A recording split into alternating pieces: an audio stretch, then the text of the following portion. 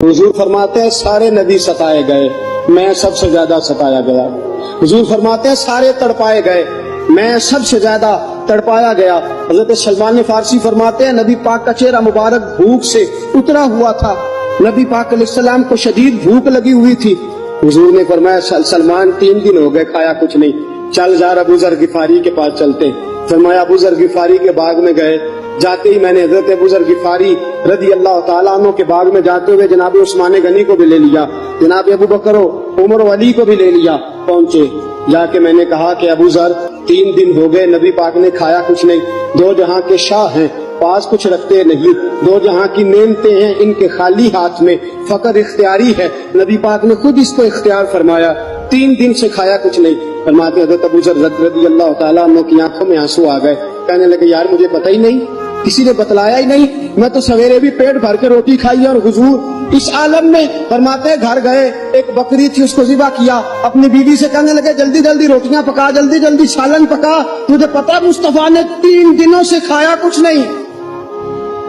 دوستو عرب کی گرمی دنیا میں مشہور ہے، صبح کا روزہ رکھا ہے نا آپ نے، اور اب ظہر کے بعد اٹھنا مشکل ہو جاتا ہے، عصر کے بعد بولنا مشکل محسوس ہوتا ہے، لیکن میرے دوستو 3 دن کا روزہ بغیر افطاری کے روزہ، میرے نبی کریم علیہ السلام کے صحابی اپنی بیوی سے کہتے ہیں جلدی کر 3 دن ہو گئے حضور نے کھایا کچھ نہیں۔ آپ کی بیوی نے جلدی سے روٹی پکانی شروع کر دی، سالن تیار۔ حضرت جناب ابو ذر فرماتے ہیں دوبارہ باغ میں گیا، انگور پکے ہوئے تھے، انگوروں کا خوشہ توڑا، پلیٹ میں رکھا حضور کے سامنے، حضور آپ کھائیے۔